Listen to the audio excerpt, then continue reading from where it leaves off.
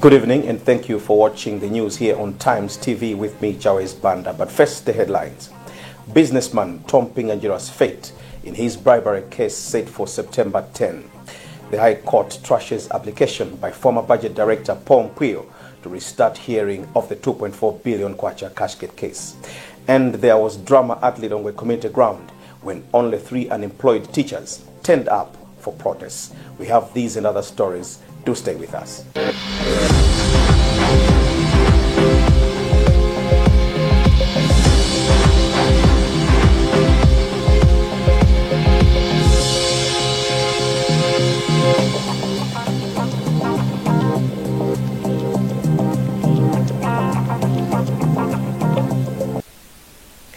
Now, the news in detail.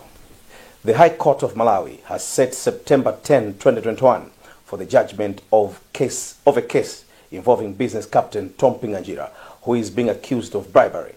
Pinganjira is being accused of attempting to bribe a panel of 5 judges who heard the presidential election case to rule in favor of former President Peter Mutharika and the Malawi Electoral Commission. Feston Malekezo has the details. The judgment of the criminal case number 7 of 2020 is before Justice Dorothy Di Gabriel, who at some point the accused wanted to recuse herself. According to the notice signed by High Court and Supreme Court of Appeal Registrar Gladys Kondwe, the judgment will be on September 10 in the morning. Pinganjira was found with a case to answer on April 15, 2021, and as the case entered defense, only 2 out of his 4 witnesses turned up to testify in court. The state paraded 9 witnesses, who included 5 judges.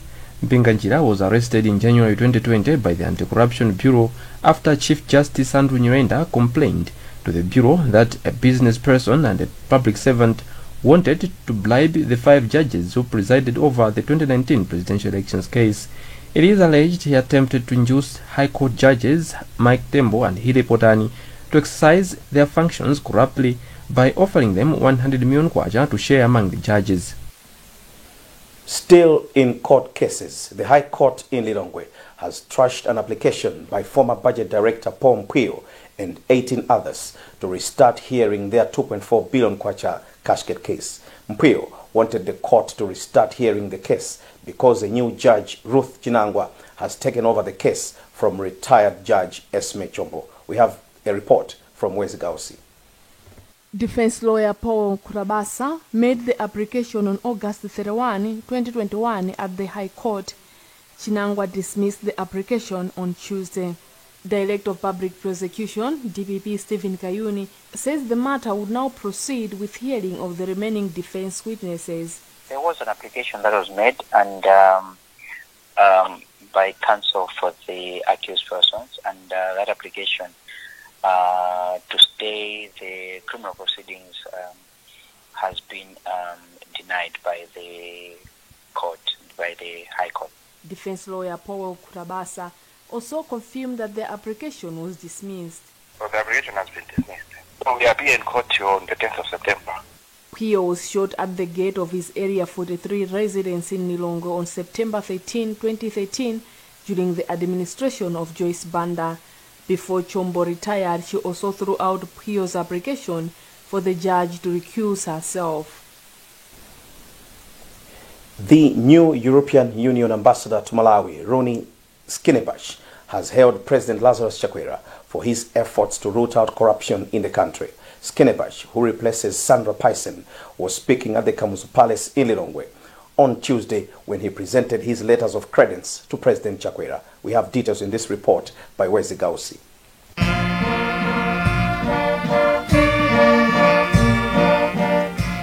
Speaking to reporters after presenting the letters, Skinnebash reaffirmed the EU's full support towards eliminating corruption, especially in the public sector. He also hails the cordial relations and friendship between the EU and Malawi, which he says is based on legacy shared values and development cooperation. The ambassador further says they will be aligning their plans with the country's Malawi 2063. The European Union is just now finalizing its program for the next 7 years. Here we will focus on transformation of a green and resilient economy. We will focus on social inclusion and human development. we will focus on democratic and economic governance. All themes that coincides with Malawi's vision 2063. Meanwhile, the ambassador says countries should not stand alone in the fight against COVID-19. Former EU Ambassador Payson was expelled from Malawi in 2019 for participating in a walk against Msundwe rape protests. There was drama at Lilongwe Community Ground when only 3 unemployed teachers under the initial primary teacher education IPTE 14 cohort turned up for demonstrations meant to force government to recruit them. The planned protests failed to start at 8 o'clock in the morning because the turn-up was extremely low. There are 4,499 teachers under the IPTE 14 cohort, according to their petition. Ellen Pindani compiles this report, read by Blessings in Piganjira. Speaking after delivering the petition, executive member for EPT 14 Task Force, Rogers Abida, complained that he felt betrayed by his colleagues' failure to show up for the demonstrations. Betrayed just because it was not our expectation. We were expecting to come in huge number so that we should show our anger to Ministry of Education. After receiving the petition, Lilongwe City Council Chief Executive Officer John Chome said he would present the petition to relevant authorities. So the way forward for me as Chief Executive of this city is to ensure that this petition reaches the offices to which it is addressed. Among some issues raised in the petition, EPT 14 wants the government to recruit them as a way of enhancing their teaching skills. According to the petition, there is a shortfall of about 83,000 teachers to decongest the teacher-pupil ratio, which is about 1 to 200 learners in the most schools. The Human Rights Defenders Coalition, HRDC, says it is taking time to replace four of the coalition's senior members who were appointed to serve in various foreign diplomatic missions. The 4 are National Coordinator Luke Tembo, who has been deployed to Addis Ababa in Ethiopia. Regional coordinators for Central and North, Bile Mayaya and Hape Mhango, are heading to Brussels in Belgium and Berlin, Germany, respectively. The organization's executive member, Reverend McDonald Sembeleka, has been posted to New York in the United States of America. Sam Kalimira has the details. Human Rights Defenders Coalition chairperson Gift Trapens said in an interview that they are taking time to replace the 4 members because they want people who would manage to serve the interest of Malawians. Trapens said a committee was instituted and will soon meet to discuss how best the replacement can be made in line with the organization's procedures and framework. Since the appointments for the diplomatic missions, the 4 have not come out to tender their resignations from their positions, but the outgoing Human Rights Defenders Coalition coordinator for the Northern Region, Muhango, said currently his deputy, Walita Moya Nkandavire, is handling all activities for the coalition in the region. Recently, Trapens said the agenda and mission of Human Rights Defenders Coalition has not been shaken, highlighting that the organization remains steadfast in its quest to hold the government to account. Minister of Health Kumbize Kandodo Chiponda has hailed the government of India for its assistance in essential drugs. The minister made the remarks when she received essential medicines worth 114 million kwacha from the Indian government on Tuesday. Mafuto Kambuwe has more in this report. The minister hailed India for the timely assistance and said government would take care of the medicines. The list of the drugs, it is the essential drugs which we really need in our hospitals. Currently, most of our hospitals, they've run out of the essential drugs. So this donation is very, very timely. High Commissioner for India to Malawi, Shri Gopalkrishnan, said the donation underscores the friendly ties between the two countries. Our objective is to help friends in need. If you don't help your friends at the time of crisis or need, then there is no purpose of helping. So our objective is to share our happiness, or whatever experience we have to share with our friends. In March this year, India donated 50,000 doses of made in India COVID vaccines to Malawi government. Last year in July, India also donated essential medicines worth $2 million to Malawi. The Pesticides Control Board has moved in to bring sanity in the management of pesticides in the country by revising some regulations. The board seeks to control importation and distribution of the chemicals. The board's acting registrar, Mishek Soko, said end users, such as farmers, continue getting a raw deal, such as expired products, because of lack of sanity in the industry. We have a report from Isaac Salima. Pesticides consumers in the country, such as farmers, have for some time complained of quality of some of the products. Others have complained of being sold expired chemicals. It is for such reasons that Pesticides Control Board engaged companies and other stakeholders who are into importation and distribution business of the products. Soko said they want all players in the industry to be responsible enough when conducting their business by following all requirements. Yeah, we have a lot of challenges in terms of management of pesticides in Malawi, but and then when you look at the whole life cycle of pesticides, it starts with the people who produce, then therefore, and then the people who import. So these people that we have here, these are important, and they play a very important role, because whatever molecule that comes here, it's them who brings it here. Ideally, we want them, one, to be responsible, to act responsibly, but at the same time also want to make sure that at least they are made aware of what are the new changes that have taken place in terms of pesticides management. Typhoid Jirwa, chairperson of CropLife, an umbrella body of pesticides dealers in the country, urged the board to be strict on the enforcement of the regulations. Okay, so my role in this meeting is to make sure that the revised regulations that PCB is putting on the ground are well enforced, because as an industry, we need to align with what they are doing as the regulators. So they can regulate, but without our cooperation, they cannot regulate well. So that's why we are here, to make sure that whatever is happening in the regulating body, we are adapting, we are adopting, and we are aligning on the market. During the meeting, the stakeholders also suggested several ways that the board can use in addressing the challenges being experienced. You're watching the evening bulletin here on Times Television. We'll be back shortly after this break.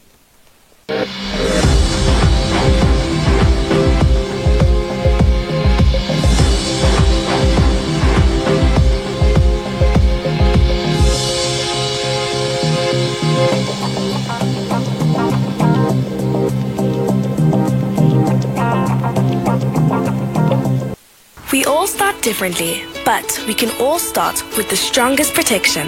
Because some start early, others start late. Some from little homes, others from big ones. Some start together, or all on their own. It doesn't matter how you start, as long as you start strong. With new Colgate Maximum Cavity Protection. Now with fluoride plus arginine for 4 times more strengthening power. So that you can give them the strongest start to their day. Colgate. Start strong, stay strong. If there's one thing that all soaps do, it's wash.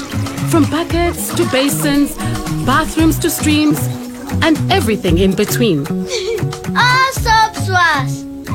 Yes, but Protex is different. Its reinvented formula with flaxseed oil boosts your skin's natural anti-germ defenses by 10 times more, protecting you against 99.9% of germs. So what keeps us healthy? Protex! Good health starts here. To achieve great things in life, you must do little things every day, like the 1, 2, 3 with Colgate. 1, wake up, wake up. 2, brush up, brush up. 3, smile through your day with a fresh breath and strong tea. Smile through your day with a fresh breath and strong tea. Do the 1, 2, 3 with Colgate and give yourself a future to smile about.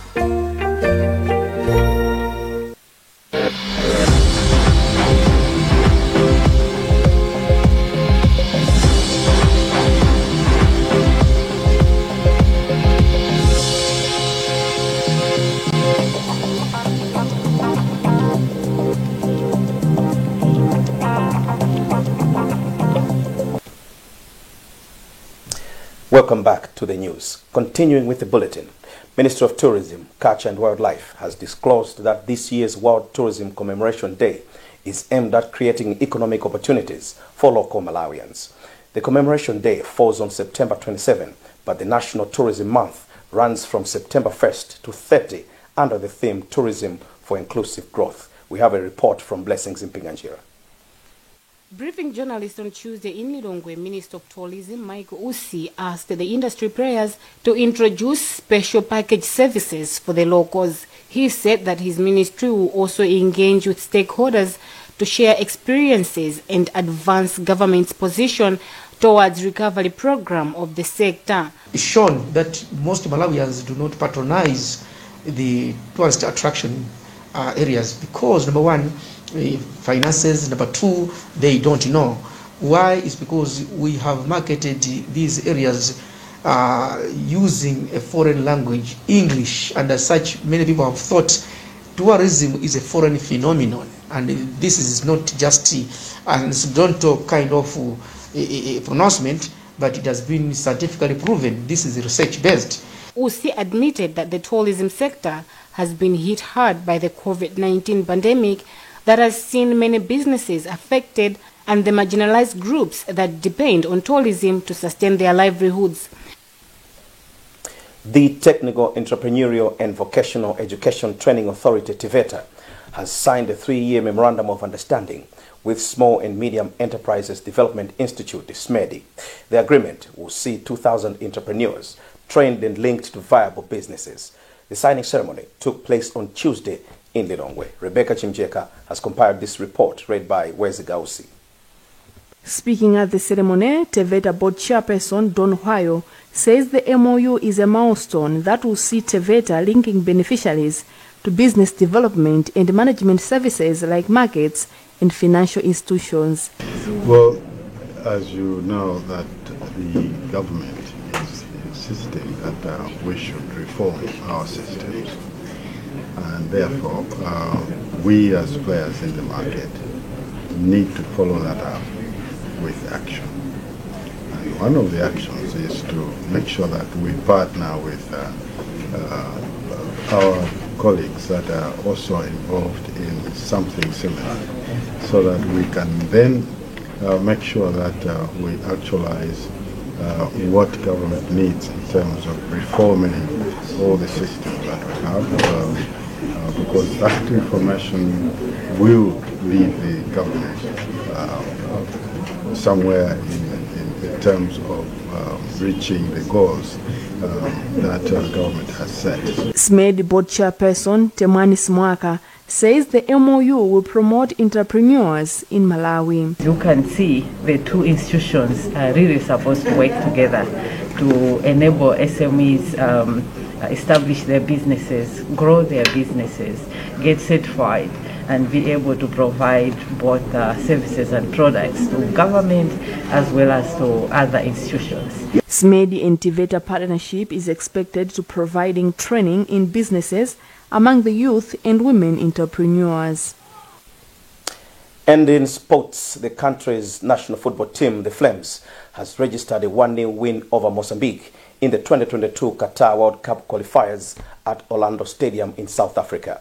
Striker Richard Mbulu scored the only goal of the match to secure maximum points for the Flames. Following the victory, the Flames are third in Group D with 3 points, at par with second-placed Cameroon, who lost 2-1 away to Ivory Coast on Monday night. Ivory Coast topped the group with 4 points from 2 matches. And here is how the Flames players and the Football Association of Malawi President Walter Nyamilandu Manda celebrated after the victory.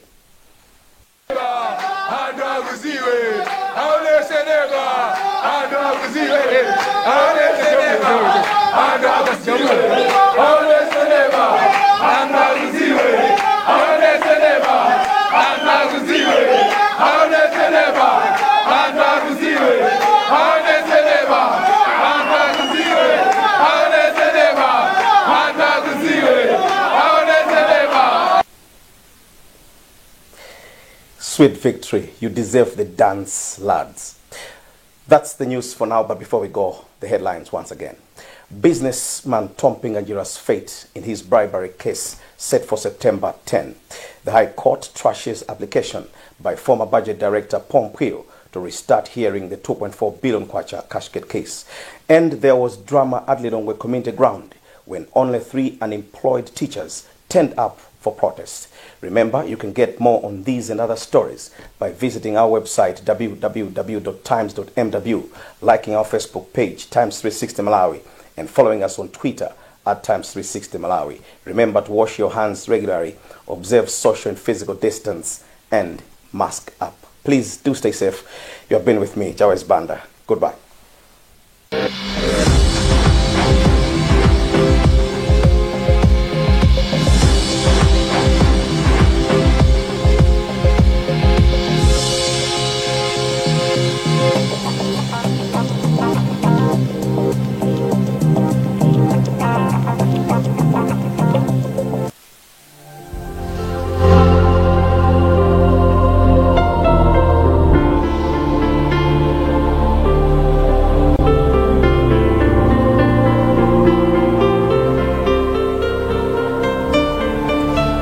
Good evening, it's time for the weather update with me, Mandendonga Pondani, here on Times Television.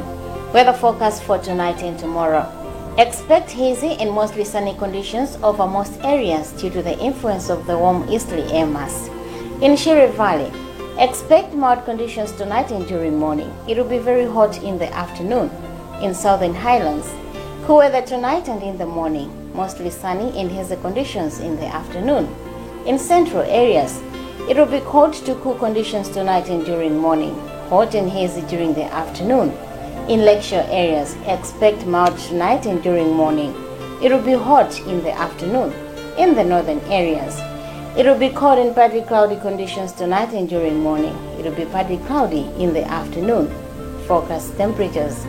Gabu, a minimum of 22 degrees Celsius and a maximum of 36 degrees Celsius. Blantyre, a minimum of 16 degrees Celsius and a maximum of 28 degrees Celsius.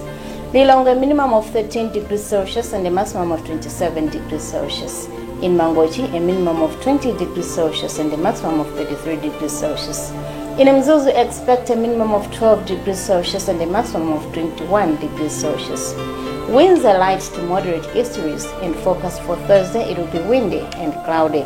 We finalize with the times for sunrise and sunset tomorrow, September 8th, 2021.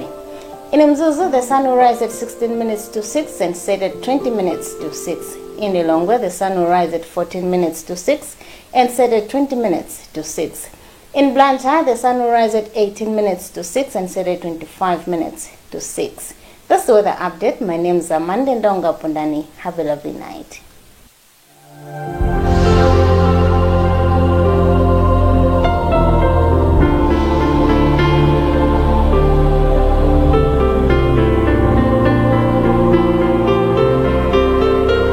Mwana Malawi anzanga. Nkhondo yogonjetsa